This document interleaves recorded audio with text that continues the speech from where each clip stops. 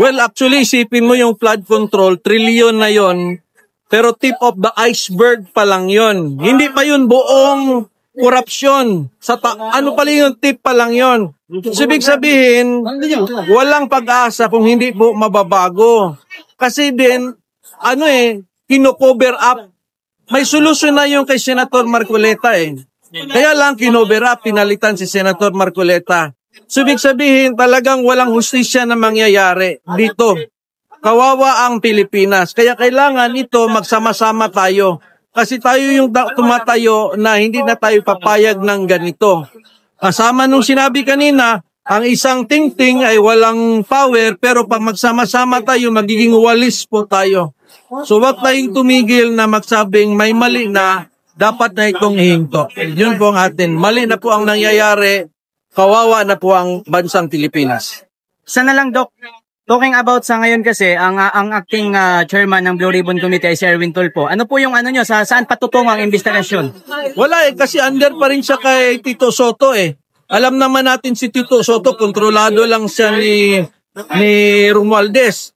So, i-control lang din ni Tito Soto si Erwin, nakita naman natin sa previous na hearing.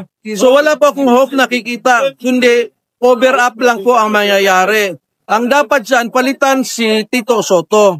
Pagbago na po ang president ng Senate, lalagyan ng bagong chair, then dapat si Senador Marcoleta. Diyan na po natin makikita ang tunay na paghahanap ng justisya. Ito ngayon kay Erwin po, pasensya, cover up lang po mangyayari. Hindi ako naniniwala may pagbabago dyan. Hindi lang kaya ni Lacson kasi siyempre meron din siyang mga ibang problema. Pero ganun lang din ang gagawin ni Erwin eh. Hindi niya kayang gampanan yung ginawa ni Senator Marcoleta na ilabas lahat ng baho. Ang gusto nila, pagtakpan. Walang pag-asa kung si Tito Soto ang Senate President. Yun na nga dapat kasi po yung ombudsman, neutral talaga yan. Kailangan hindi siya more on used politically. Kaya lang, alam natin ang tatak ni Remulla, talagang political lahat ng kilos niya. It's more on to protect the admin, it's para sa kanila, hindi talaga para sa tao. So katulad ngayon, ang sabi niya, unahin niya si BP Sara. Andyan na nga yung problema ng flood control, unahin pa niya si BP Sara. So it's really a political move and hindi po tayo masaya doon. Hindi po katulad ni Martires before, talagang tahimik, talagang neutral. So hindi ginamit siya ni Tatay Digong for his side. Nirespeto ni Tatay Digong ng ombudsman, more on talagang independent yan. Hindi yan for the government to protect themselves and to cover up the corruption. Yun po nangyayari. Nakikita naman natin sa mga interview na may cover up na nangyayari. So we're not happy. About naman po doon sa sir, saka din po social media influencer, kamakailan lamang po ay narinig po namin na it seems like 20% natutunin sa mga 50%. Anong may reaction niyo doon, sir? Grabe naman yun. Nakakahiya naman yun na sasabihin pa ni Tito Soto yun na hindi nga niya nasusolve itong mga billion-trillion na corruption. Tapos kukunan pa ng 50% daw ang mga vloggers dahil madali lang daw mag-vlog. Yan ang mahirap sa isang taong hindi pa nakatry mag-vlog. Subukan niyang mag-vlog. Sabi niya, madali lang daw nagkakapera ang mga vloggers. Subukan niyang mag-vlog. So it's an insult to us na nagbablog dahil nagbablog tayo hindi para sa pera, para to sa passion natin. Actually, yung mga nagsusurvive talaga ng vloggers, dedicated yan eh. Kasi kung pera lang, wala lang sang buwan, kikwit ka eh. Tapos sasabihan nating pera lang habol dyan, mahirap po kumita sa vlogging. Hindi po ganun kadali. And it's an insult na punan patay ng 50%.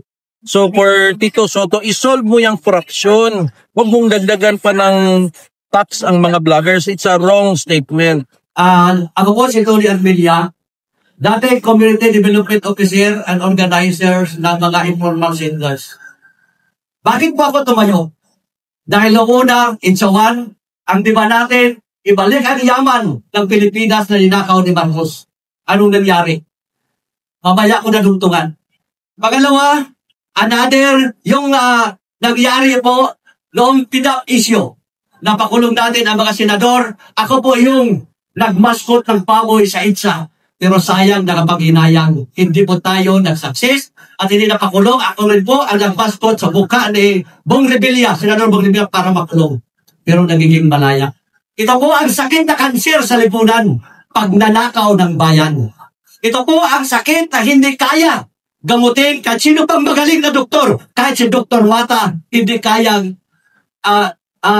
gamutin to dahil wala pa po prescribed na gamot para itong sakit na cancer sa lipunan. Kaya po, may niluluto na naman na isang rally sa October 12. Katunayan, invited po ako kasi kasama ko. Nandun po kami sa Villa Bonsuelo, Paris, para magpag-bisime. Noong sigaw natin ngayon, ibalik ang mga ninakaw pira, malabo po mangyari yan. Mark my word. Dahil noon sigaw kay Marcos, noon na-upwing, noong nanalo si Cory, nanalo si FBR, nanalo si Irap, nanalo si Gloria, nanalo si Minoy, nanalo ang ating tatay. Di kung hindi pa rin naibalik ang nidakaw ng mga Marcos na pira. Nanalo si Bongbong, ano nangyari? Hustisya ko natin. Isa dapat nating pag-uwi. Dinismiss sa Sandigang Bayan ang kaso ng mga Marcos. Ngayon naman, wala na tayong pag-asa. Kung ito ba ay maibalik pa yung ninakaw na pira, kailangan mo natin isang matinong leader. Kami po may panawagan, may signature campaign. Ginamit na instrumento ngayon ng administration si Justice Secretary Boying Revilla ililagay sa ombudsman para imbestigahan una ang confidential fund ni Sara. Ipirma ko tayo na hindi papuhin si Boying Revilla para dito sa issue ito kasi delikado po. November 30, mayroon ko tayong ITSA Revolution, Revolutionary Government, tanggalin lahat ang nanungkulan sa ating bansa. Maraming salamat. Maganda pong umaga sa lahat. Suporta tayo. November 30, Revolutionary Government. Ang sa akin lamang po, ang dapat suportahan siguro namin ay yung may nakot sa batas. Pangalawa, yung marunong sumunod sa batas. Pangatlo, yung may respeto sa batas. Bakit ko po nasabi ito? Karamihan po ngayon, narinig po, isang mambabatas ang sinasabi, bet. Tama ko ba yun? Ang pinakamataas daw po ay ang taong bayan. Yes, pero bakit hindi namin pinapakinggan ang hinanaing taong bayan? Kung mataas pala tayo. Bakit pinabali natin ang sa mga kababayan natin? So, Visayas, Mindanao, ipanalangin po natin ang bansang Pilipinas na lugpo ngayon sa kahirapan dahil umiikot din po tayo sa Luzon, Visayas, Mindanao. Hanggang ngayon, marami pa rin po ang mahihirap. Minsan na ating koko sa Kaliingod, Davao del Norte, may isang matanda doon, tuwang-tuwa. First step niyang makakita ng simento, ang kalsada nila. Nakakalungkot ng tagal. Tama po yung sinasabi ni Director Fabi Gestra, hindi lamang po sa DPWH, hindi lamang po sa DAR, pati po sa DA, ang mga MMRN. Kailangan ko po nyo kayong naman ng tugtas bago ang karoon ng mga proyekto. Ang hinihingay ko lamang po, suportahan natin yung mga dapat suportahan ng mga mamumuno sa ating bayan na may malasakit sa taong bayan at minamahal ang Pilipinas sa mga parang umaga po sa inyo na. Thank you very much. So at this moment, we now open the floor for our media partners and guests for questions and statements. Just very short. Thank you. Hello po. Ayan, ako po si Ronnie Ocampo ng Marikina City. kasalukuyang pong Pangulo ng Samahan ng mga Agila o ng mga Kuya sa CLR2. Yan. So, bilang pangalawang Pangulo ng BIPSD, napakaganda po ng aming kinuos panguna ni Kung Ronald. Yung mga grupo na lumalaban, na nahihirapan para magtagumpay, ito na yung pagkakataon, yung BIP, Voice of Individual. So, maririnig ng bawat na dito ngayon, ang hinaing ng bawat sektoral. Makikita nyo yung mga kasama kong direktor dito, mga veterano na to, malupit. Ngayon, maririnig na ang kanilang boses. So, sa pagkakataong to, alam nyo ba yung Walis Tingteng? Kapag isa lang yan, hindi yan tinggit. Hindi yan makakadumpot ng basura. Pero pagka marami na yan, pag sama-sama na yan, makakawalis na yan. Malilinis na yung mga buhaya na yan. Di ba? So pagka nalinis na po yan, kailangan naman merong nasa taas ng isang walis. Of course, siyempre, di ba, pag nagwalis yan. So ito na yun, yung BIP. Nakakalungkot. Actually, hindi ako kilala ng mga nandito dahil bago lang din ako sa grupo na to, Dahil sa Marikina po, pagka pinagtalitin po ako, kahit sa barangay, kilala po tayo ron, Naging consultant din po tayo dati sa Office of the Vice Mayor, kay Calice, kakilala niyo. Sa big palad na nga lang siya, wala na siya. So, yun. Yung nagiging problema ho natin sa gobyerno natin, yung mga bayan, nangingin po yung ating mga leader. Ito na yan Sila na ho yung mga katulong sa atin. Itong IPSD na to, pagka nagkaisa to, at nadinig tayo sigurado, kaya nating linisin yan. Sabi ko nga, naisip ko, yung mga buhaya na yan, actually, dinidinay nila Di ba yung corruption na nangyayari sa atin? Sabi ko, magsama-sama kayo, magproyekto kayo. Ilan na tao sa Pilipinas?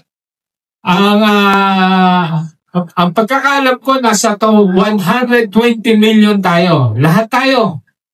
Yung mga buhaya na yan, ibalik nyo lang yung 2 million sa bawat Pilipino. Trillion yung nakurap nila. Sobra-sobra pa. So 240 million ngayon. Wala nang mahirap sa Pilipinas. Lahat milyonary na. Di ba? Naniniwala ba kayo ron? Kaysa naman trillion yung kanilang nakurap, pero wala So, ito na yung pagkakataon, BIPSD.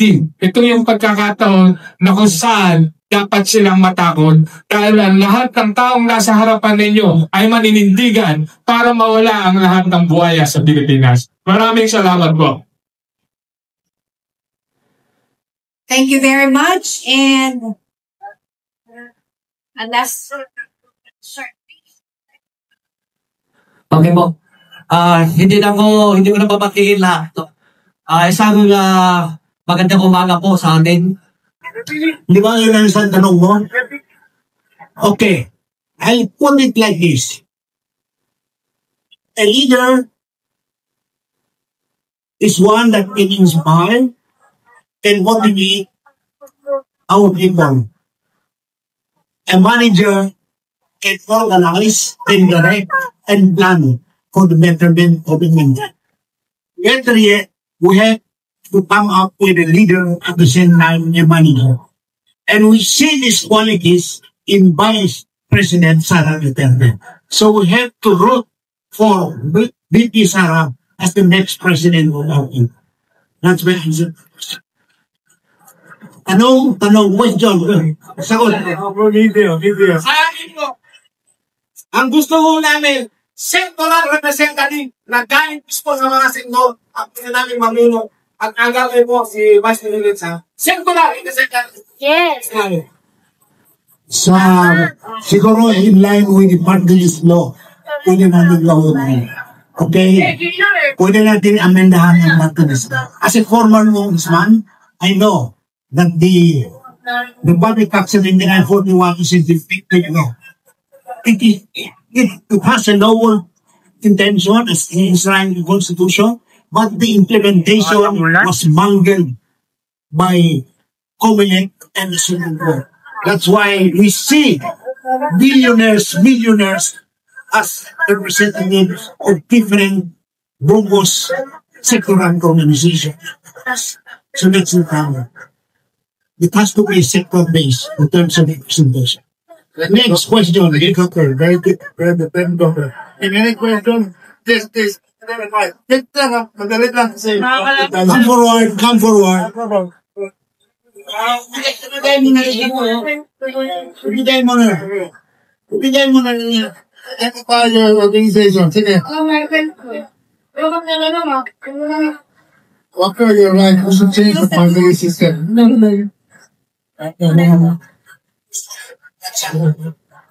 Sige, laksan mo. Hello. Sir, pero ko na po. Natanong kayo ng Ali o sabi sa now, meron nung second of tayo. Binang ito, I mean,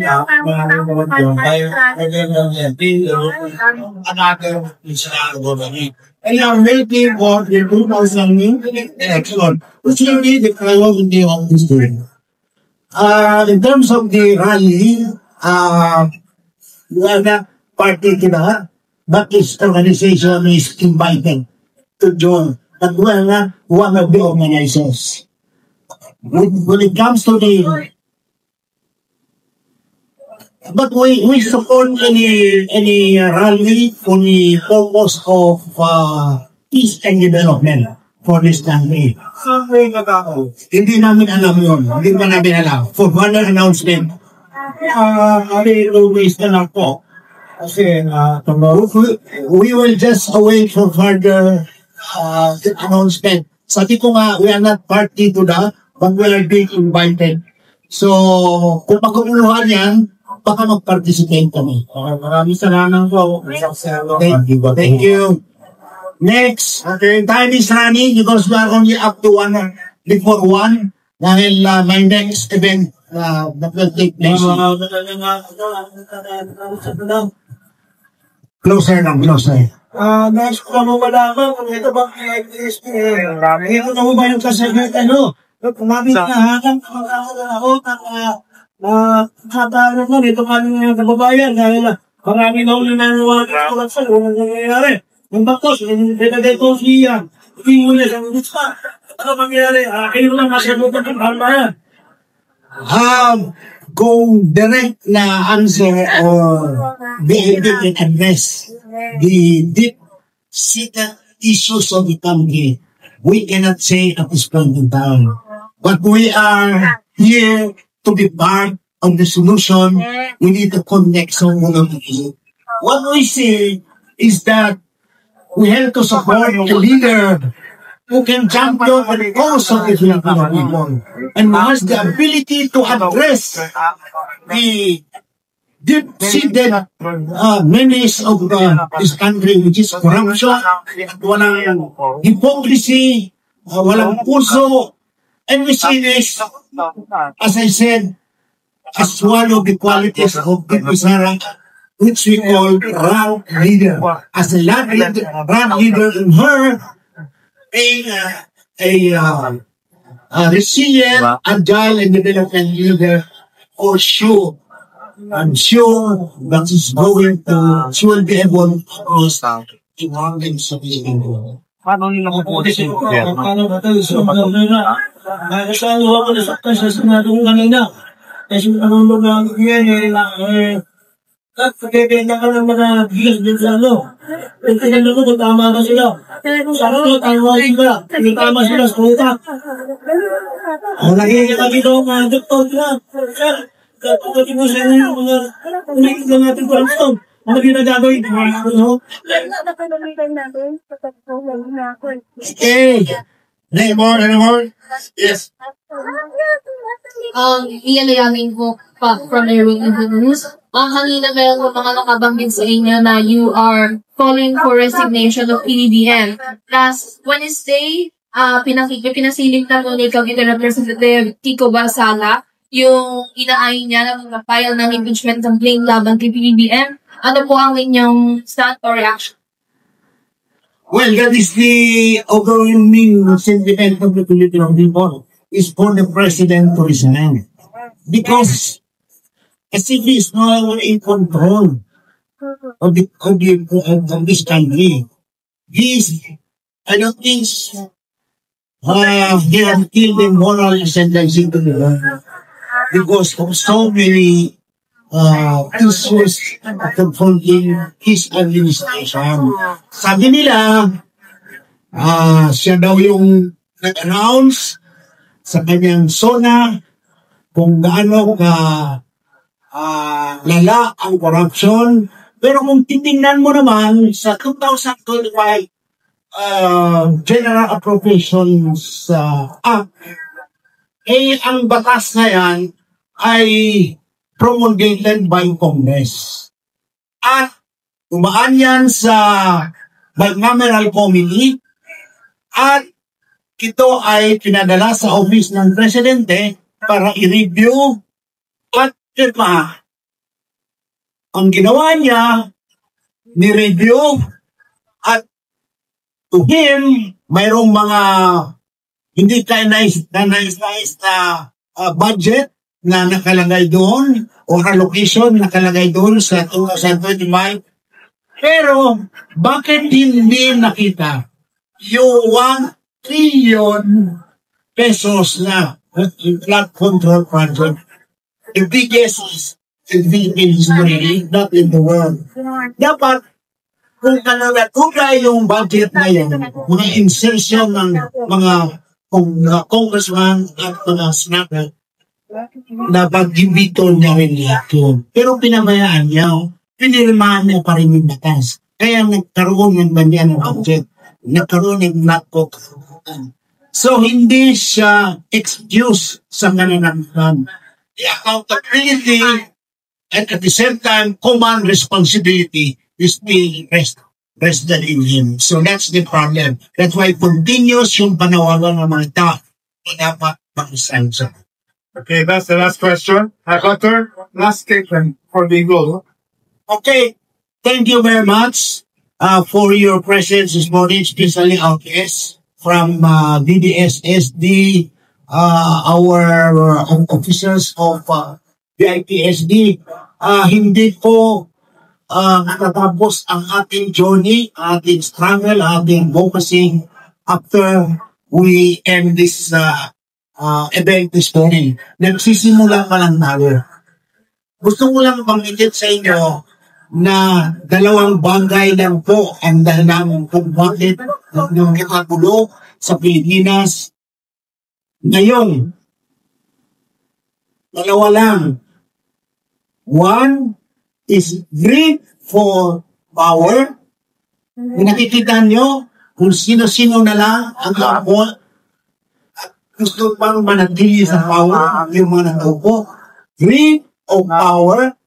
And the next is greed for profit. Profit kasi kung nakaupo sila, wala silang ibang ginawa kundi nakawin yung pera na sa mga Duterte type of leadership, si Tatay Digong pa ay nag-volunteer mag-run for the presidency. Hindi. Isa na dyan ng MRRD, nag-convince sa kanya para tumakbo noong 2016. At ang ibang mga sectors ng limunan. Si Inday Sara, is she really eyeing for the 2028 presidency? She's not. Pero gusto ng karamihan ng taong bayan at nakikita po ito sa resulta ng mga national shopping. Na siya po yung may pinakamataas ng trust rating. At nakita mo naman natin sila, they are not greedy for the position and they are not greedy for the profit they gain and earn out of their position. So ito yung mga tingo ng leader na dapat maguglok bilang mamuno sa Pilipinas. So, with DIPSD, I hope you continue to grow and one fight square. Because when we say we support the Sara, civilly, she has the quality to transform this country to greater heights within the context of peace and development. Thank you very much. Thank you, Doctor. And then, Kamporo, lalo nyo, and wait for the next program. Thank you very much. As we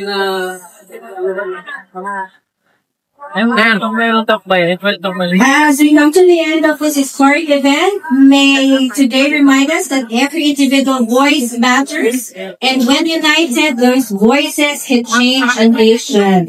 On behalf of the voice of the individuals for sustainable development, thank you to all our board members, advisors, partners, and media friends for making this launch a success. Together, let us continue to be the voice that inspires change for peace, for unity, and for better Philippines.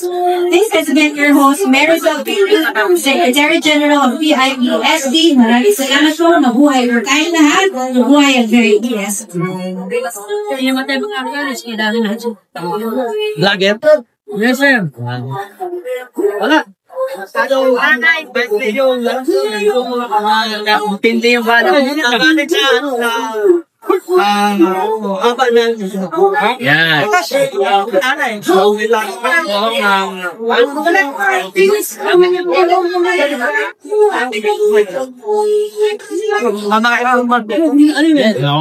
Hindi. Ay, YouTube lang.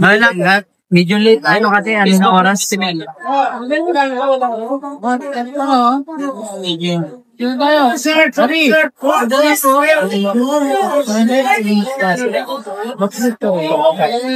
Launching lang. Launching na. Ano galing?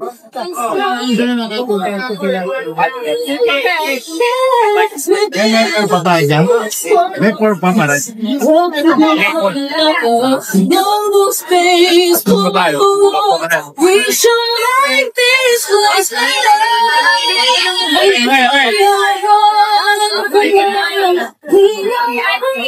Okay, sir, please.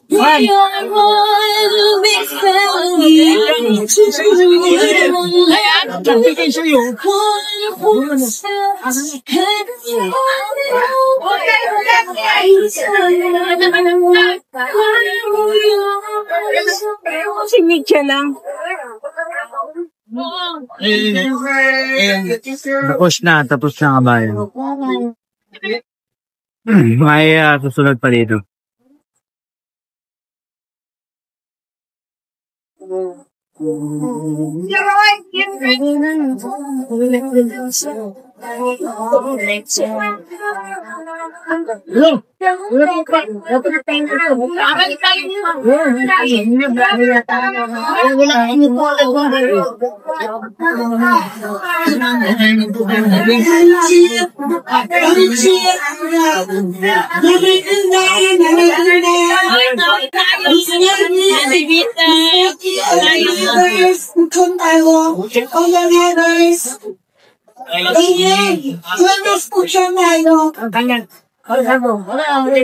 na lang tawagin mo sila.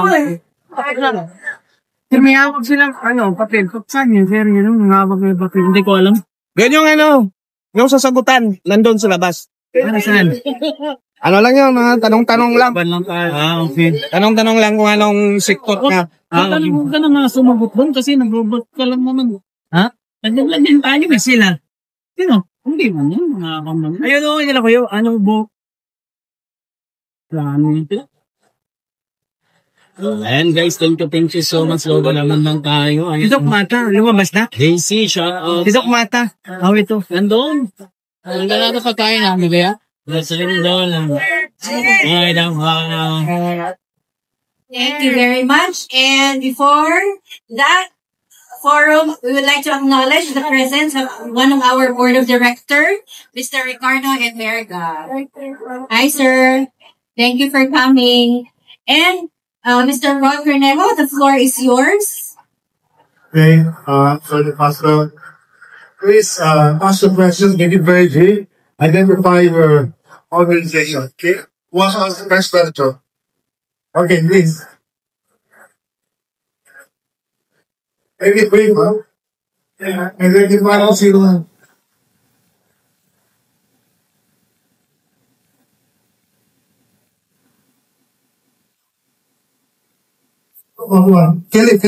Philip. Sir, isa lang ako magiging question ko. Philip po from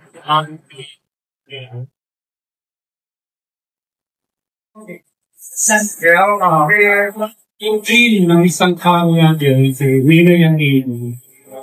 Parang natin makakala. Ang ability mo is one life. And, Ayun na po si tatay. parang po ako, diba? Kapag ang hinihingi natin, ay meron sa nakagandang na isang salaga.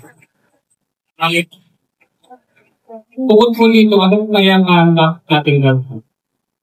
I think, parang hindi po ulitin mo ang kailangan natin basta.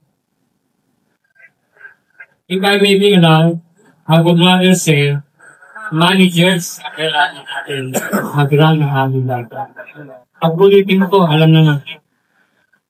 Ano ba mas... What's the question now? Ang question ko po dito, ano mo ang magiging alternative natin na solusyon sa corruption sa ating bansa? Okay. I would like to take the floor and the microphone.